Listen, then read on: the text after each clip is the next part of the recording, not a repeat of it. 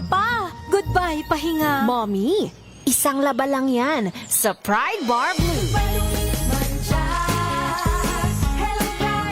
May powerful stain-away enzymes na malupit sa dunit mancha. At di masakit sa kamay. Isang laba lang yan. Hello, pahinga. Hello, Pride Bar Blue. ACS. Here are top 3 reasons why you should get your hands on MX3 capsule. 1. It has alpha, beta, and gamma mangosteen. 2. It's cholesterol and fat-free. 3. MX3 is proudly Pinoy-made and has garnered multiple international awards. So what are you waiting for? Dito ako sa tested and proven ko na. MX3, dito ako bilib. Mahalagang paalala, ang MX3 capsule ay hindi gamot at hindi dapat gamiting panggamot sa anumang uri ng sakit. Amoy forever. Amoy LQ. Amoy New Caleb Berry Blooms. Amoy kalat, amoy good vibes. Tinesting, sinuri, siniyasan. Ang resulta? Super effective ang Shield sa pagpatay ng bakterya at virus. Shield Antibacterial Soap. Believe ang mga eksperto sa Philippine Nurses Association. At si Mami. Tiwala ako sa Shield. Shield Antibacterial Soap. Napatunayang mabisa. Ang mga nurse, tiwala. ACS. Maulan man, no worries na amoy kulong ang damit. Charm Fabcon. Bangong kumakabloom. Tanggal amoy kulog sa bango ng charm. Kaya gamit ko, Charm Fabcon with Bloom Fresh Technology. Kills 99.9% of kulob-causing bacteria. May aroma burst pa of thousands of flowers and berries. Ang sampay sa loob, no amoy kulob. Bangong kumakabloom sa charm. Charm Fabcon. ACS. Sa lahat ng bagay, simula pa lang, siguraduhing max protection na. Kasi pag kulang ang proteksyon, baka madaling masira. Sa ngipin, dapat may max protection din. Max sa halaga ng unique toothpaste. With Max Protect Formula, helps stop cavities before they start, while keeping breath fresh. Try unique maximum fluoride protection. Para max alaga, max protektado. ACS. Amoy forever. Amoy LQ. Amoy New Caleb Berry Blooms. Amoy kalat, amoy good vibes. The Dove for Best Public Service Program Host goes to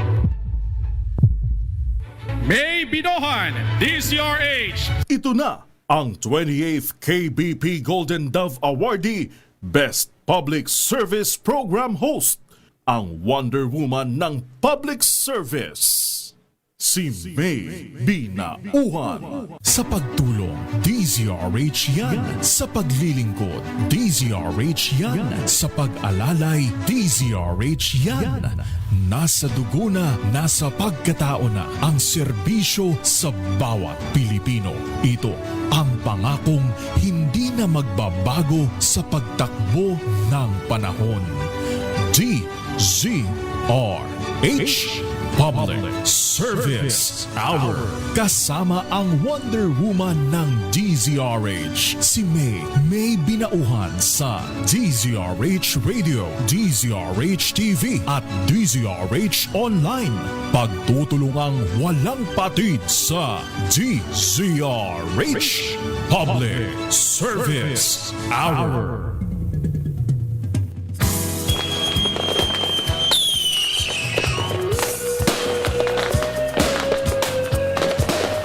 Happy New Year! Manigong bagong taon po.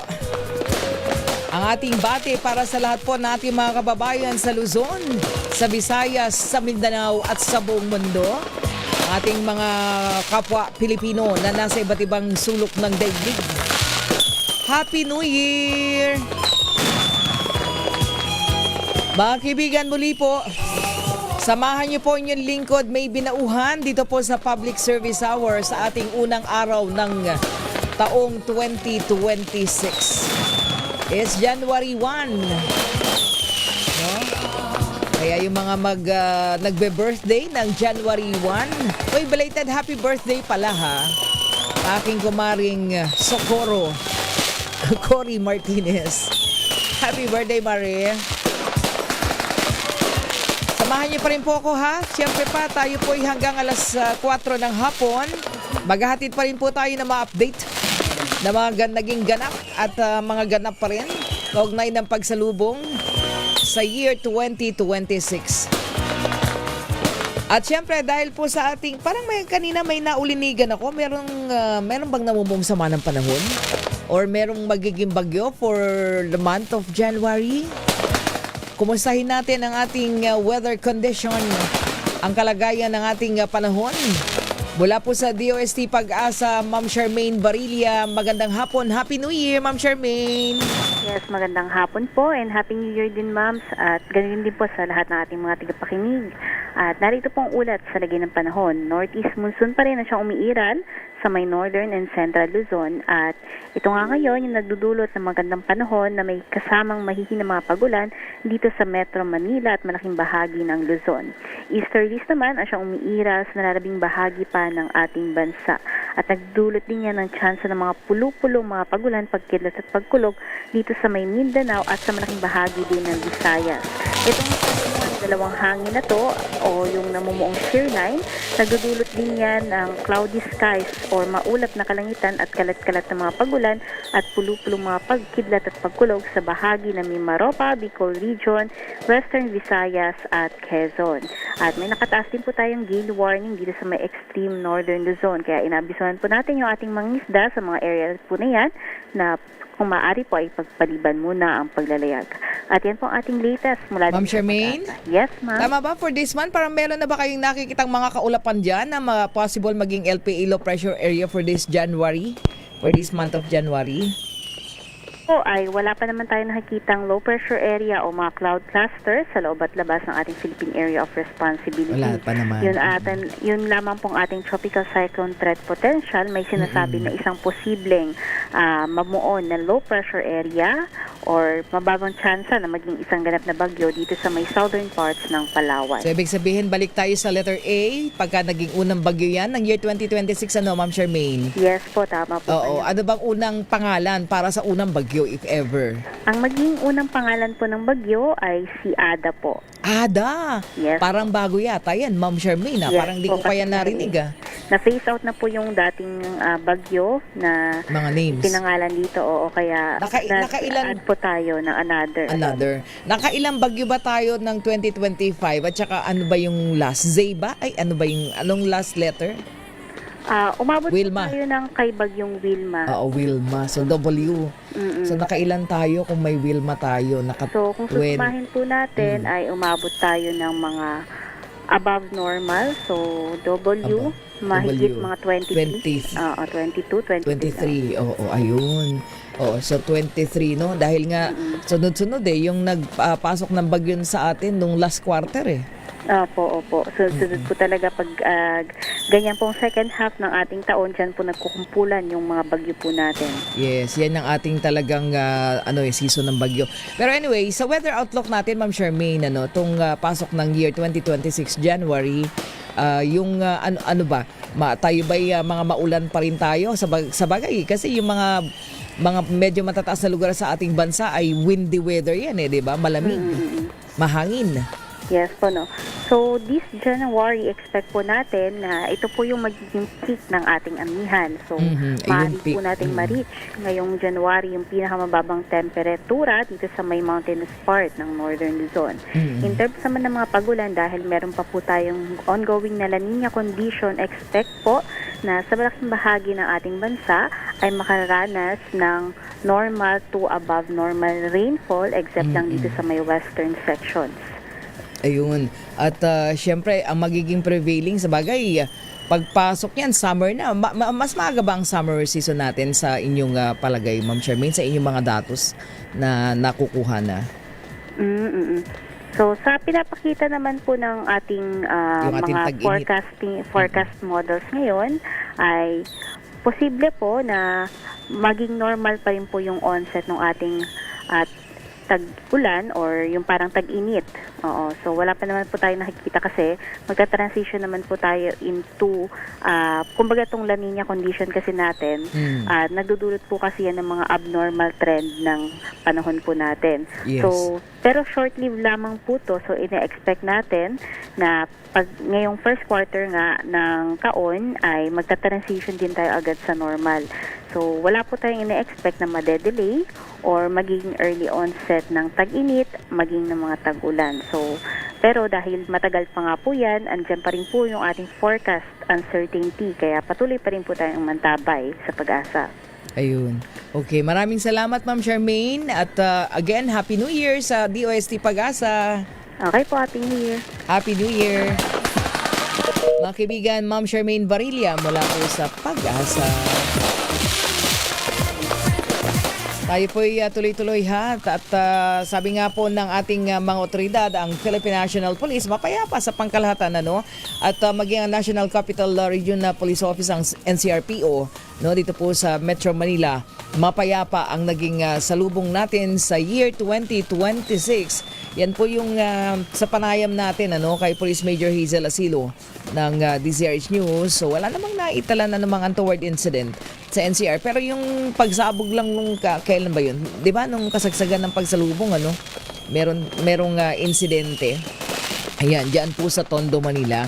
Anyway, dahil dun sa pinakahuling datos daw, ano, ng NCRPO, sabi ni Director Major General o ni RD Regional Director Major General Anthony Aberin, isang kaso ng indiscriminate firing, no, na kinasasangkutan ng isang pulis. Yan po sa Parañaque City, no? And then merong 13 anyos na nasabugan ng 5-star sa Pasay. Yun ang sinasabi natin eh. Oo, and then sa Hita, tinamaan naman ang isang dalagita na ginamot sa pinakamalapit na ospital. At bagamat may total ban ng mga paputok, ano, dyan po sa Pasay, ayan, hindi napigil yung ilang mga residente talaga na maging pasaway. Kahirap talaga pagka nagpapasaway, no? Anyway, mga kaibigan, standby lang po ha, dahil tutok din po tayo sa mga ganap, dahil nga sabi natin pagpasok ng bagong taon, abay dyan po sa Bicol Region naman. Ay, kumusta yung ating mga kababayan sa Bicol Region? O dahil itinaas sa alert level 2, no? Ang Bulkang Mayon dyan po sa Legazpi City sa lalawigan ng Albay, kasi nga tumaas yung nagpakita ng mataas na activity, no?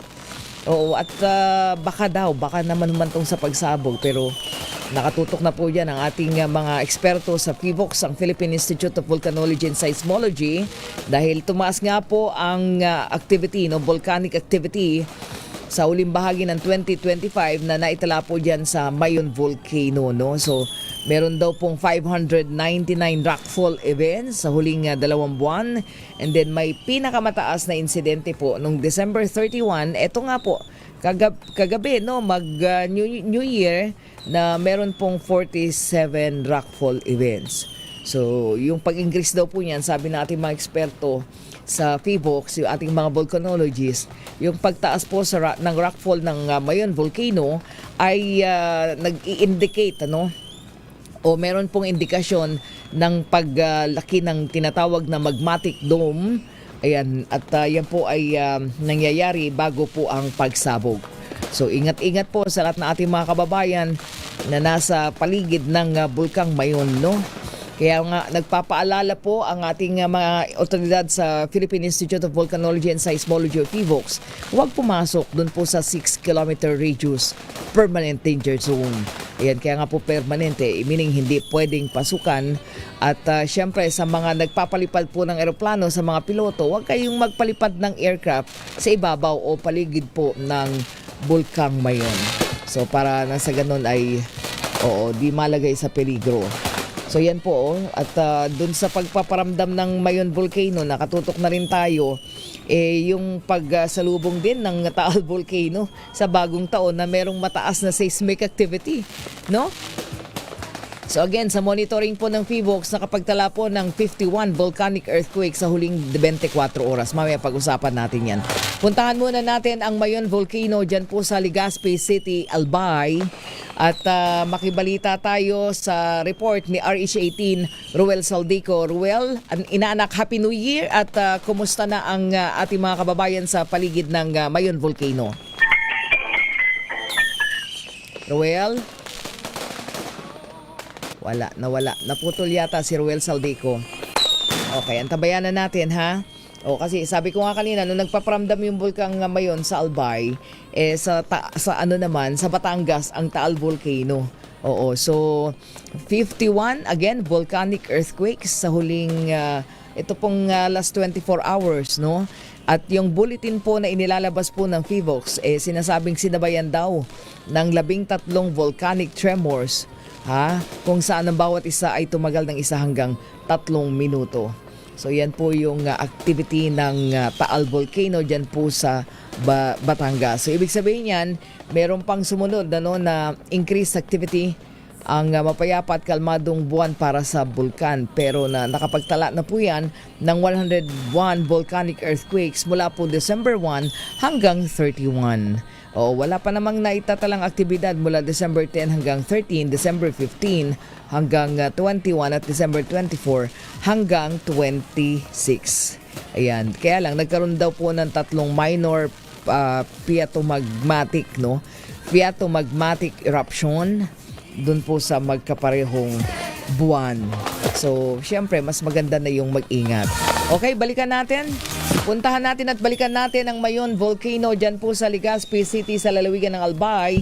Hingi tayo ng update at maging yung ating mga kababayan dyan po sa area kung saan madalas maapektuhan dahil itinaas nga po sa alert level 2 ang Mount Mayon, ang bulkang Mayon dyan po sa lalawigan ng Albay. So antapayan na natin at nakatutok din tayo doon sa pamagitan ng ating kasamang si RH15, si Ruel Saldico. Diba? So ibig sabihin, dalawa. Tapos maya-maya makausap din natin si Eric Dastas mula sa lalawigan man ng Batangas, kaugnay po nitong Taal Volcano. So yan po yung ating mga aktibong bulkan na kapapasok lang ng bagong taon na ay nagpaparamdam. Nagpaparamdam.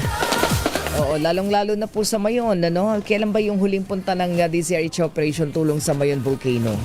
Tayo ay nag-feeding for almost 1 week, na tayo ay nag-ikot sa mga area diyan po sa Bicol region, particular sa mga apektado po nitong Mount Mayon, Bulkang Mayon.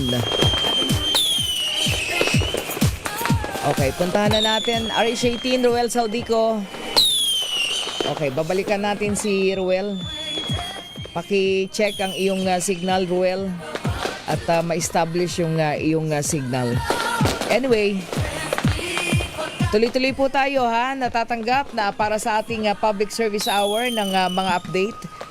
Sapagkat nakamonitor din po tayo sa pagdagsa na rin ng ating mga kababayan pabalik po ng Metro Manila galing sa iba't ibang probinsya.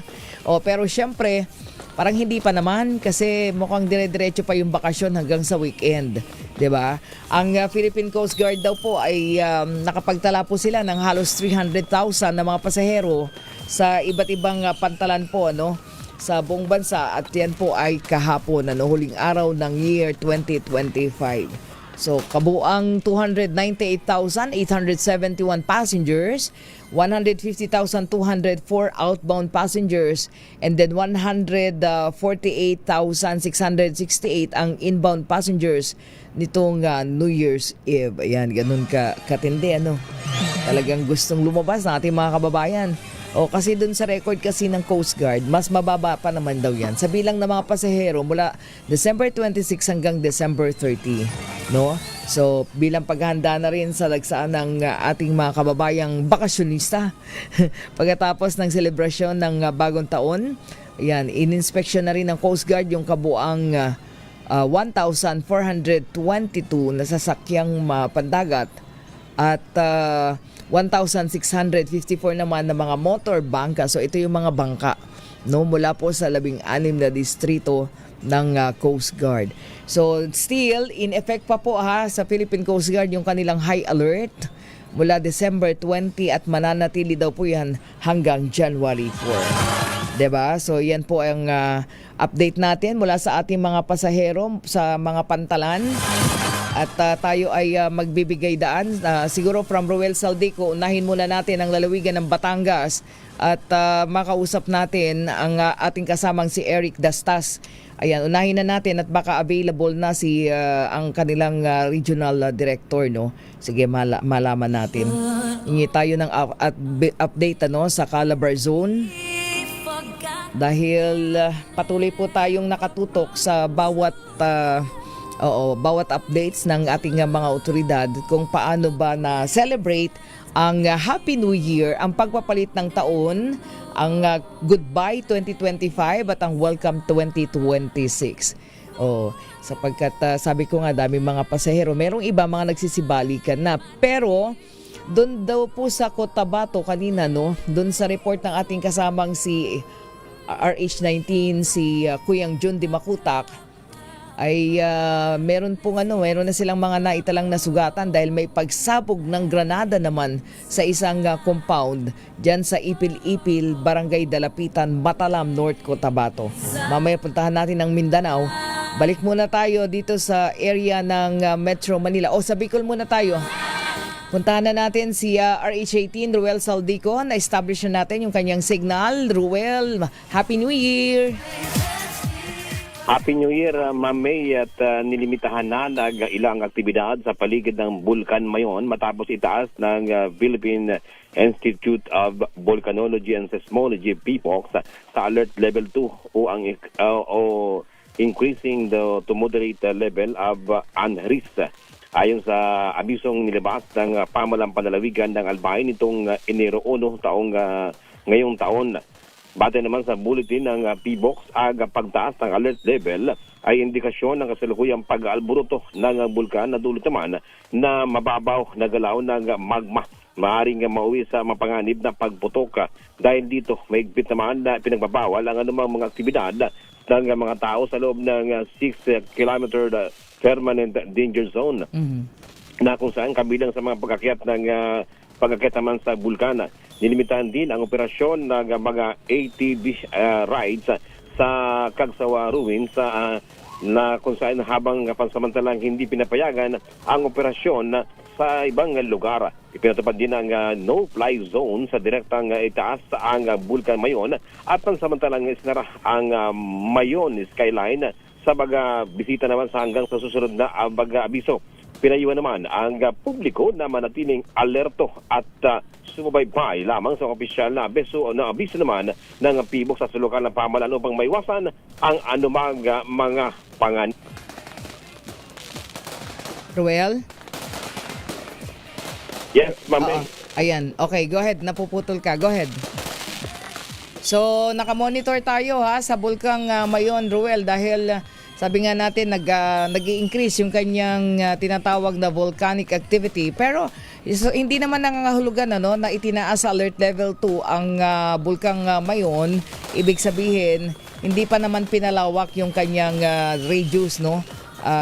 Tama ba, Ruel? Ruel? Yes, Ma'am May. Yes, Ma'am May. Ang kanina sana tayo nagipag-ugnayan kay Governor Noel Rosal ng pamahalang panlalawigan ng Albay ay di pa natin nakakausap upang makapanayam natin. At pero agad na siya nag-abiso sa baga PDRMO maging mga lokal na mga bayan. Ito yung mga bayan ng Daraga, Legazpi, yung Kamalig, Tabaco at ayan ang mga bayan na yan na kung saan ay talagang ito yung nakapaikot naman sa danger zone, yung 6-kilometer danger zone na kailangan wag na munang pumasok sa mga area na yan at ang mga aktibidad, lalo na yung mga magsasaka, yung nagtatanim ay ipinaiwas na muna dahil nga sa nag-aalburuto naman itong si Bulkan Mayon. Pero ang ang PMP ay inutusan din ng kanilang commander o ng kanilang regional director ng PMP sa Bicol na si Police Brigadier General Erosito Miranda na panatilihin na magbantay at i-monitor ang mga nasa mga 6 km danger zone upang maiwasan ang pagpasok dito at para hindi na maulit yung mga nangyari pang una na kung saan ay may mga apektado mga residente habang nag-aalburuto ang mga bulkan ngayon. So ibig sabihin, Ruel, nasa 6 kilometers radius permanent danger zone pa rin, hindi nangangahulugan na nag-alert level 2 ay tumaas din yung permanent danger zone, yung radius. Ruel? Yes, ma'am. Yung area na yan ay kapag pagkakalam natin ay pag alert level 1 ay 4 kilometer danger zone. Pag alert level 2 ay 6 kilometer danger zone. So yun ang talagang laging pinapaalala. Pero may mga may mga area din dyan na mga tourist destination na nakasapasok sa 6 kilometer danger zone. Pero mas maganda na yung talagang sabi nga aliwalas pierde. Mas maganda na yung pasiguro na at mahirap na anya na ganito ay nag-aabiso na ang PBOX na maging maingat lalo na ngayong na ito, mami, siguro 3 taon yung huling pag-alburuto nito ng Yun nga nagbibilang nga kami kanina, di ba? Remember, tayo pa umikot dyan, di ba? Almost 1 week, di ba? Na tayo ay nag-feeding. Yes, mami, nag-ikot tayo. Ano na yun, talagang pag ganitong mga kalamidad at pagputok ng mga bulkan ay nakaagapay lagi ang DZRH Operation Tulong at para maging bahagi tayo sa pag-aksyon agad sa mga kailangan tulungan sa ating mga kababayan lalo na sa palibot naman nakatira sa Bulkan Mayon na Mami. Okay, maraming salamat, Ruel. Pero kumusta muna sa kabuuan ng Bicol Region as of ngayong time na to, Ruel? Kumusta ang monitoring ninyo sa pagsalubong sa bagong taon? Meron bang mga nadagdag? Although may mga injuries din na naitala sa Bicol Region. Mami, generally peaceful, sabi ng PNP Bicol sa pamumuno ni Police Brigadier General Erosito Miranda, na kung saan ay sa kanilang pagmamonitor ay mga slight injury yung kanilang mga naputukan sa kamay ang iba at mabuti naman at yung paalala ng Department of Health at maging ang kanilang mga municipal health office at mga municipal police station ay talagang laging pinapaalala yung mga paputok lang na talagang hindi yung gaano yung kalakasan at kagabi naman ang halos iba na nagaputok ay yung fireworks, yung mga kagaya ng quitis at iba pa na hindi masyado yung mga malalakas na ating na-monitor kagabi dito naman sa pagsalubong ng wala namang walang stray bullet walang indiscriminate firing incident. Diyos na Mami, wala naman at sa monitoring ng PNP ay general peaceful at talagang sa Bicol Region yung paalala ay kagandahan dito yung social media na paalala ng PNP at DOH ay talagang kanilang pinalawak pa sa buong Bicol Region. Okay, maraming salamat, Ruel, and Happy New Year. Baka may mga gusto kang batiin. Go ahead. Yes, Ma'am May. Sa mga Bicolanong Uragon, Happy New Year. Yan lang, Ma'am May. At maraming salamat. At mula dito sa Bicol, ito si RH18. Roel Saldico, una sa Pilipinas, una sa Pilipino. Happy New Year. Maraming salamat, RH18, Ruel Saldico. Happy New Year. Manigong bagong taon po sa ating lahat. Mga kaibigan, 32 minuto na makalipas po 3:00 ng hapon. Babalik po tayo, standby lang.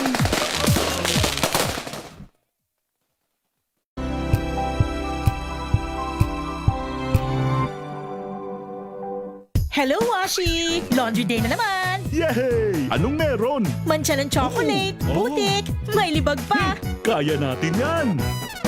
With Pride Washing Machine Detergent, may triple stain-away formula. Tanggal ang makapit, madikit, at madupit na dumit mancha. Kaya easy-easy ang labada. Mula noon hanggang ngayon! All you need is is pride. All you need is pride. ACS. How you spend your morning can often tell you what kind of day you are going to have. Me, I always start my day with a fresh cup of my favorite MX3 coffee. Mahalagang paalala, ang MX3 capsule ay hindi gamot at hindi dapat gamiting panggamot sa anumang uri ng sakit. Amoy forever. Amoy LQ.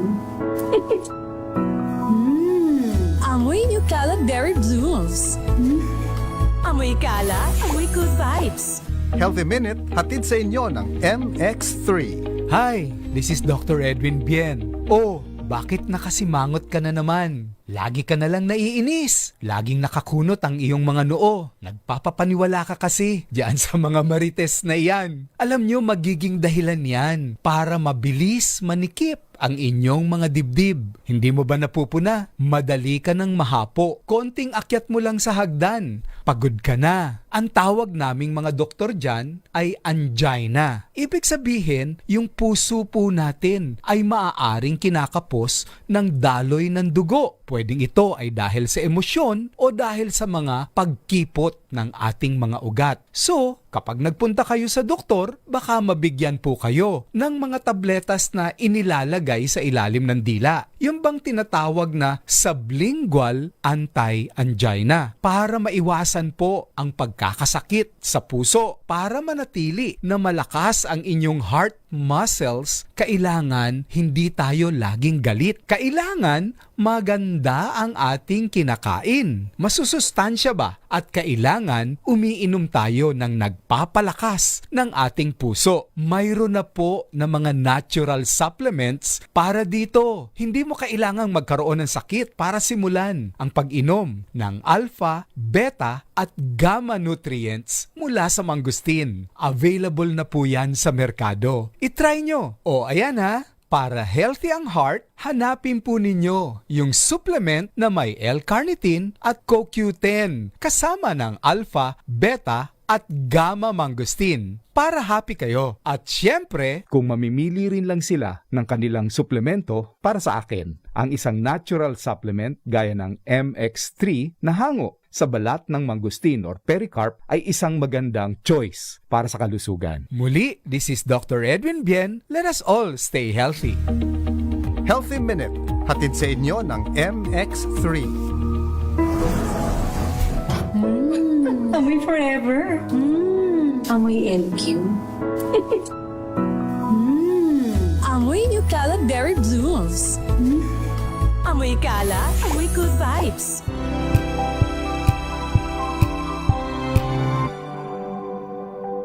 Wow, ang saya.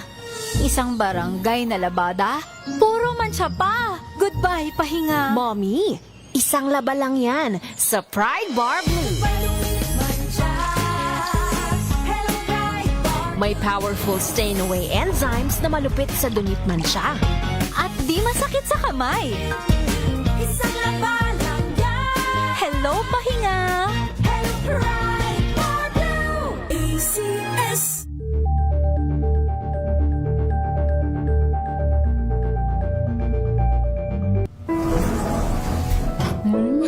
Amoy forever.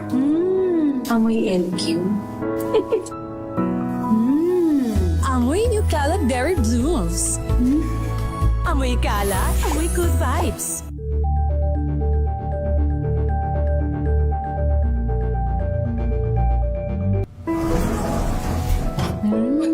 Amoy forever. Amoy LQ. Amoy New Calad Berry Blooms. Amoy Kala, amoy good vibes.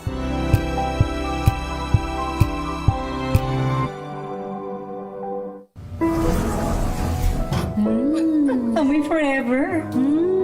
Amoy LQ. Amoy New Calad Berry Blooms. Amoy Kala, amoy good vibes.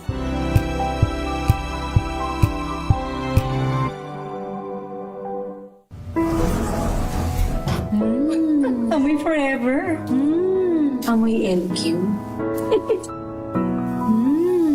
Amoy New Calad Berry Blooms. Amoy Kala, amoy good vibes.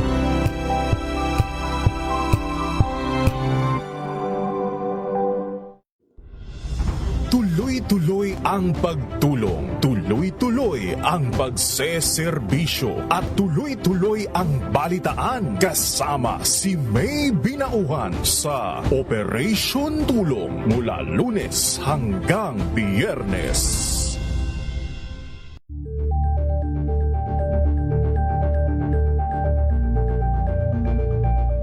Ambalang Anthony Taberna at Jerry Baha ang gigising sa inyong umaga dahil lalatay ang humahagupit na diskusyon at komentaryo Lunes hanggang Biyernes sa 2x2.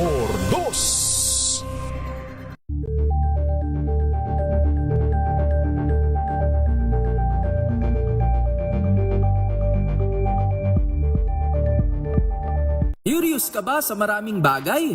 Kami na ang bahala dyan.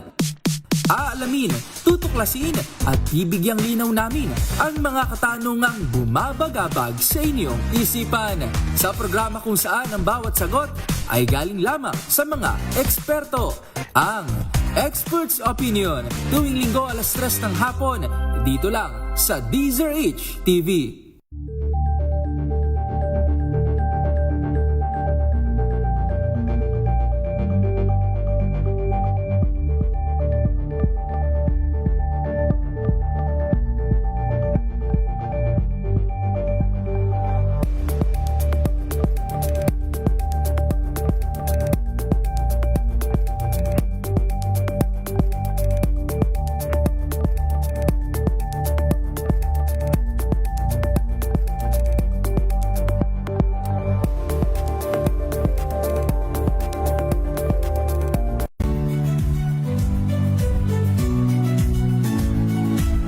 Magandang araw mga kaibigan. Ito po ang inyong balerina ng bayan, si Lisa Macuja Elizalde, na nag-aanyaya sa inyong samahan kami at ang aming mga espesyal na panauhin para sa kalahating oras ng masayang kwentuhan sa aming programang Art to Art, kung saan ang usapang sining at kultura ay para sa lahat. Huwag kaliligtaan, tuwing linggo, 3:30 ng hapon, dito lamang sa DZRH Radio, DZRH TV, at via online streaming.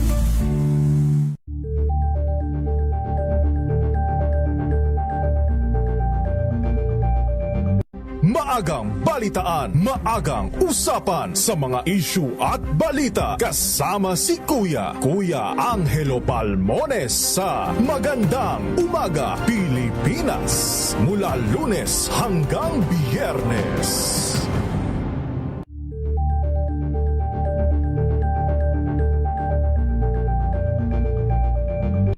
Alamin ang mga maiinit na isyung pambayan, mga balitang kailangan mong malaman, usapin sa pamahalaan, politika, ekonomiya at kabuhayan. Ito ang mga dapat mong malaman, pakialaman at pag-uusapan dahil kayo ang tinig ng mamamayan dito sa Damdaming Bayan. Live sa DZRH Radio, DZRH TV at DZRH Digital. Kasama sina Lakay, Deo Macalma at Elaine Apit. Araw-araw, Lunes hanggang Biyernes. Damdaming Bayan.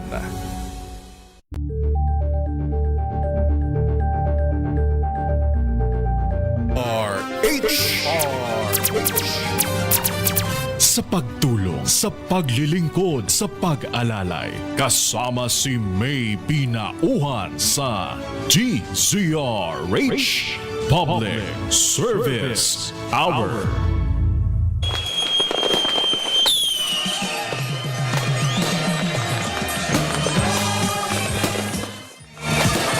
Oras po natin, 42 minuto makalipas sa 3:00 ng hapon. Tuloy-tuloy po tayo, dito pa rin tayo sa Public Service Hour at ngayon naman puntahan natin ang Calabar Zone. Makibalita tayo ng mga naging ganap at ganap pa rin ngayon sa pagsalubong sa bagong taong 2026. Ating mga kababayan, kumusta kaya ang putukan sa Calabar Zone? Unahin muna natin ang report mula kay RH30 Eric Dastas at baka makasama natin ang Regional Director. Standby lang. Go ahead, Eric. Merry Christmas. Happy New Year, Eric.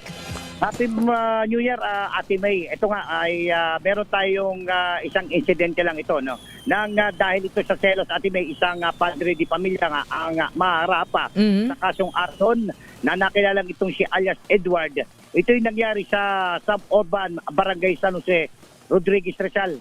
Sa investigasyon ng Rodriguez Municipal Station, nagtalo ang mag-asawa na nakilalang si alias Michelle, 33 anyos, dahil umunos sa paratang na may kaluguyo itong kanyang misis kung saan pinagbantaan na napapatay nito at sa sobrang galit ng mister ay nagtungo ito sa kanilang kwarto at sinalaban ang mga mahalagang bagay.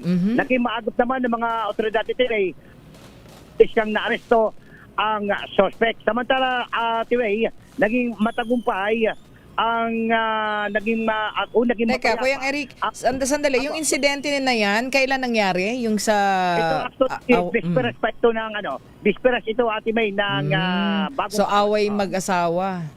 Away mag-asawa ito. Buti di na buti na agapan.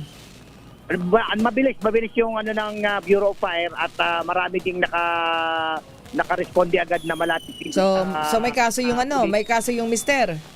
Arson ang kinakaharap nito, kaya himas rehas nitong bagong taon. Buti dinadamay pati buong pamilya. Ilan ba anak niyan? Walang naiulat na nasaktan dito, Ate May, at maging yung iba yung mga anak nito ay walang hindi pa malinaw kung ilan ng mga anak nitong mag-asawa na nauwi nga dahil sa selos at hindi pagkakaintindihan ng mga bisperas Antindi talaga ng mga pressure pag ganyan no? Sa buhay no? Buti na lang naagapan at hindi pa naging sunog yan. Ako.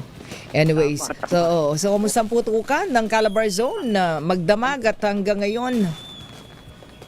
Matagumpay, Ate May, at mapayapa yung pagsalubungan ng bagong taon nitong 2026 sa tala ng Calabar Zone. Halos bumaba ang insidente ng mga biktima ng paputok. Malaking bagay din ng mahigpit na pagbabantay ng mga otoridad o yung kapulisan sa mga nagbebenta ng mga malalakas at illegal na paputok. Malaking tulong din, Ate May, yung paglatag ng mga checkpoint ng kapulisan sa iba't ibang lugar, in particular nga dito sa Calabar Zone area. Bagamat may natanggap tayong reklamo sa mga iba't ibang bayan patungkol ito, Ate May, kung ayaw ko nakadinig ka nito, kakaiba to. Yung mga motorsiklo na ginagamit nilang ang pampaingay, yung kanilang open pipe, yung mga tambutso, Ate May. Oo, pinapalitan yung tambutso, papa-revolusyon ng malakas yung kanilang motorsiklo upang yun yung gagamitin nila instead na paputok ay malakas na tambutso yung sasalubungin mo o yung mag-aano sa iyong tenga sa lakas. Kasi sabay-sabay ito May actually parang may na-monitor pa nga ako kagabi, Ate May, bago salubungin ng 2026 ay nagkaroon pa ng motorcade.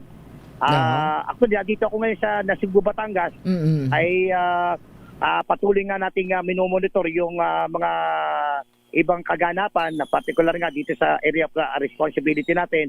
Wala naman, maliban sa doon sa mga mahigpit na pinatupad ng ating kapulisan ay wala pa tayong namomonitor, Ate May, ng mga biktima ng paputok o maging hinihintay nga natin kung makakapanayam natin ang Regional Director ng Calabar Zone na si Police Brigadier General Kenneth Lucas. Oo, nag-aantabay nga din tayo, Eric, at malaman din natin sapagkat isa sa sumasabay ngayon sa pagsalubong sa bagong taon yung pag-alburuto ng Taal Volcano diyan sa Batangas. Tama, Ate May. Actually, Ate May, napakakulimlim, maghapon na halos dito sa lalawigan ng Batangas na makulimlim at maulap, maitim yung kalangitan at talagang napipil mo pa rin yung malamig na simoy ng hangin at malamig na panahon.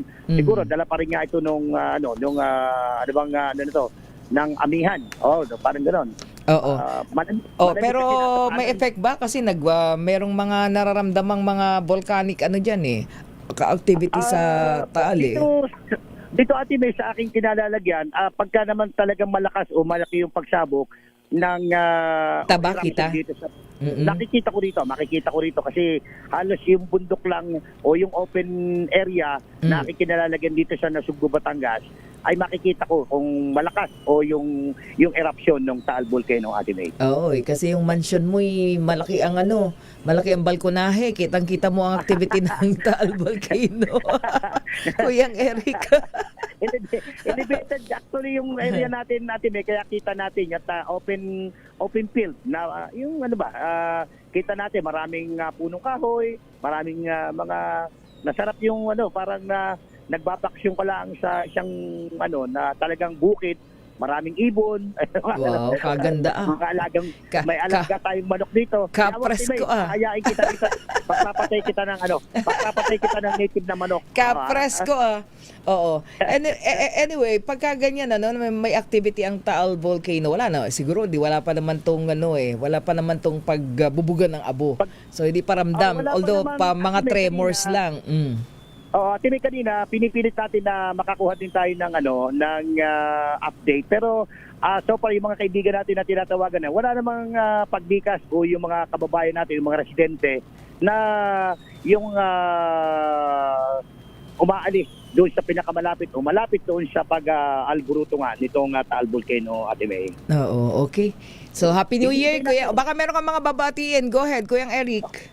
Siyempre, binabati ko yung ating mga boss sa DCRH at lalo na sa iyo, Ate May, at patuloy tayo na maging malakas ang ating pangangatawan at patuloy ang serbisyo publiko natin sa ating mga kababayan na lalong higit yun na humihingi ng tulong ay patuloy tayong tutugon sa abot ng ating makakaya. And of course, sa aking mga buong pamilya at mga kaibigan, lalo na sa doon sa mga PMA, Tanglaw Diwa Class of 1992, siyempre si PNP Nartates at kay Deputy Chief of Administration General Banat at mga mista na laging nakatutok pa rin at nakasuporta sa DCRH at lalong higit sa iyo, Ate May, sa Operation Tulong, Ate May. Maraming salamat, Kuyang Eric. Maraming salamat. Ito si Eric para sa DCRH, una sa Pilipinas, una sa Pilipinas. Maraming salamat, RH30 Eric Destas, ang Kuyang Eric. Na sarap ng weather dyan sa inyo sa Batangas. Anyway, mga kaibigan, 51 minuto na po makalipas ang alas 3 ng hapon.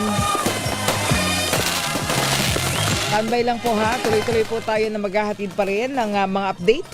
Kaugnay po ng ating pagsalubong sa year 2026. Babalik po tayo.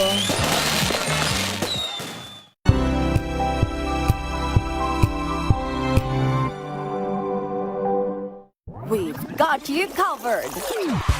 From the hottest hits, exclusive interviews, kilig to the bones fan meet experience, and hataw performances of your favorite stars. Saturdays, 12 noon, dito lang sa DZRH TV.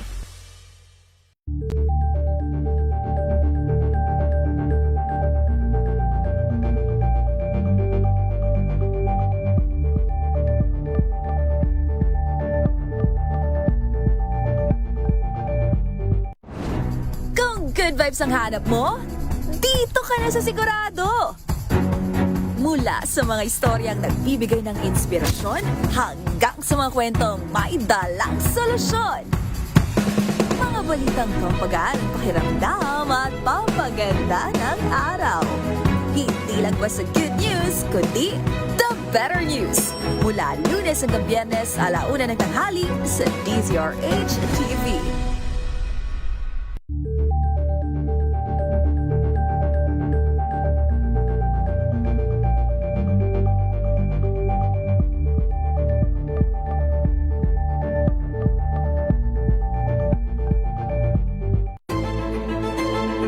Pakikinggan ang bawat panig. So when you fight for justice, think about the queer people. Kung hindi kami magkukwento, sino ang magkukwento para sa amin? Ang mga panawagan, ipababatid. Hindi talaga ito masusing pinag-aralan ng gobyerno. The women who are beaten and abused It's time to listen to their voices. Hayaan ang iba't ibang boses, mga kwento mula sa iba't ibang anggulo. Dito lang sa Point of View. Mapapanood tuwing linggo, alas 12 ng tanghali. Paglilingkod sa pag-alalay kasama si May Binauhan sa DZRH Public Service Hour.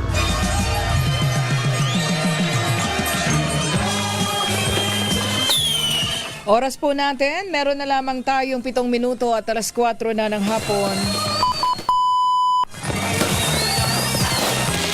Tuloy-tuloy po tayo ha, at ang Department of Health ay sinimulan na daw po yung implementasyon ng tinatawag na Zero Balance Billing o yung tinatawag na ZBB policy, at ito po ay sa lahat po ng mga ospital ng Department of Health, at noon po yung 2025 pero sabi po ng DOH, July pa lang ay ipinatupad na po yan para matiyak na merong libreng serbisyong pangkalusugan ng mga Pilipino saan man panig ng bansa. Pero kung lahat yan ay maipatupad na maayos, malaking tulong yan doon sa ating mga kababayan na lumalapit at naghahanap ng financial assistance para po sa kanilang mga pangangailangang medikal, At syempre, una dyan, naging direktiba yan ni Pangulong Bongbong Marcos sa kanyang State of the Nation address. Remember, sasagutin ng gobyerno, yung pong basic accommodation ng mga pasyente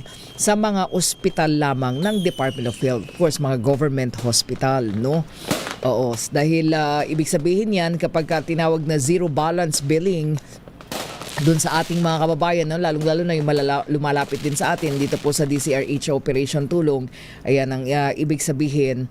Ang saklaw po, yan, walang babayaran yung mga pasyente para sa mga serbisyo ng ospital. Kabilang po dyan yung medical procedure. Yung mga medical procedure, At siguro isang araw makakakwentuhan natin ng Department of Health. Pati yung mga professional fees ng mga doktor, actually yan ang pinoproblema ng ating mga may sakit kapag po pagdating sa bayaran, lalong-lalo na kung yan ay professional fee ng mga doktor at maging yung mga gamot, So una na pong na-implement ng Department of Health yan sa kanila pong 83 mga ospital, at yan po ay pinalawak kalaunan at pinapatakbo nga po yan ng Government Owned and Controlled Corporation or yan yung mga GOCCs.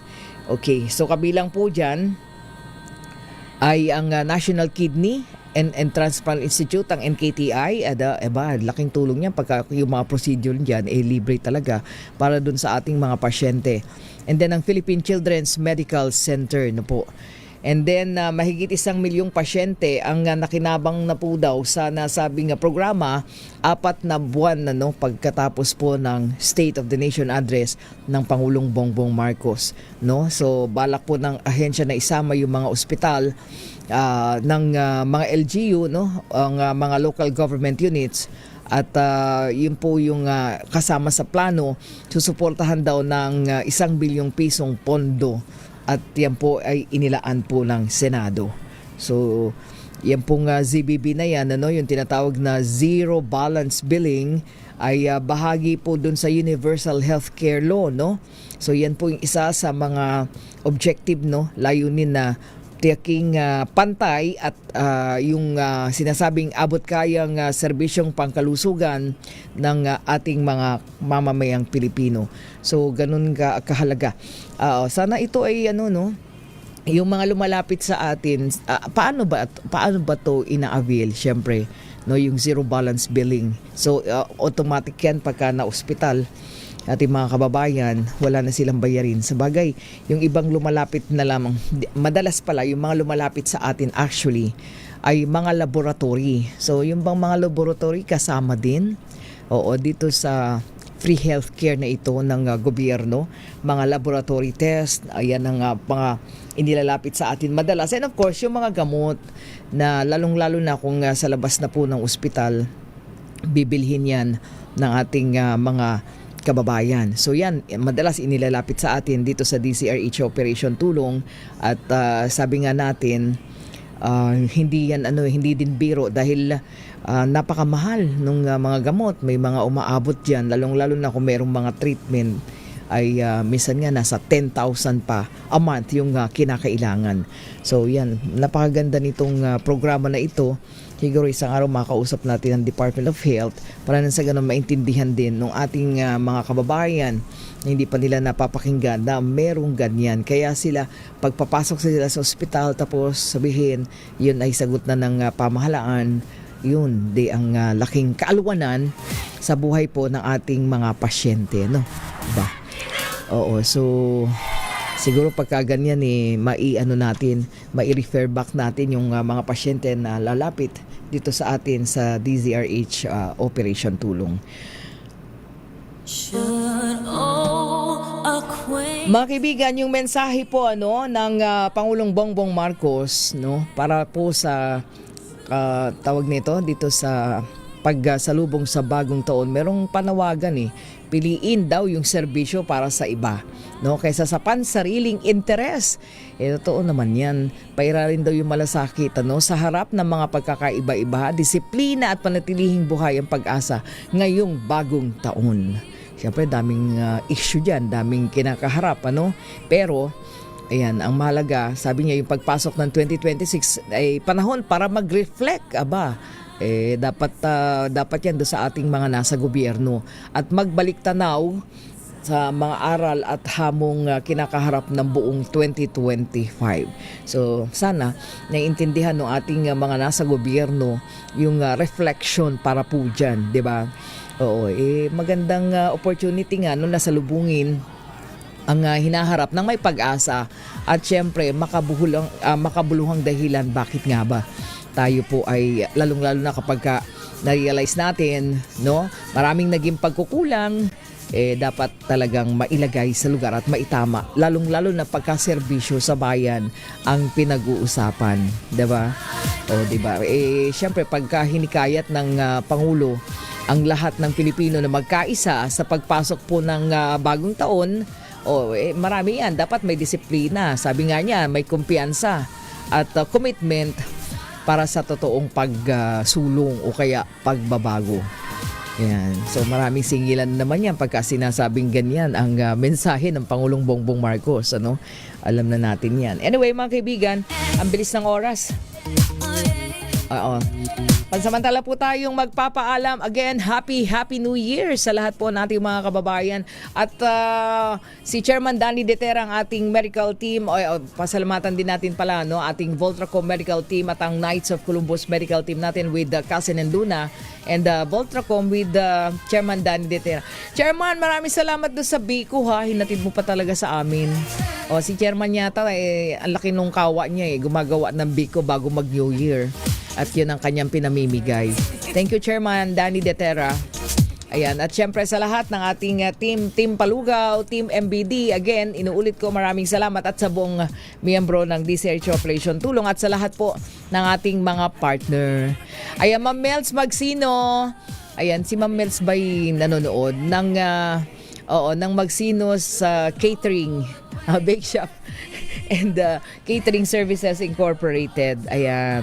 Lagi nakatutok sila dyan. Nakabukas yung TV nila Ayan. Tatay Boy Francisco, thank you sa iyong pagbati. Ayan. Ang aking tatay. Ayan. Tatay namin ni Sherwin Alfaro. Mga kaibigan, susunod na po Mayor Lakaydayo Macalma at Miss Thea Petro Corpus sa programang DZRH Break Time. Sila ba upo? Ayan, pansamantala po, maraming salamat Isa Gabriel, kay Het Del Moro, si Het, and of course RHTV. Muli, ako pa rin po inyong lingkod, May Binauhan. Siyempre pa una sa Pilipinas, una sa Pilipino. Ayan, Happy New Year!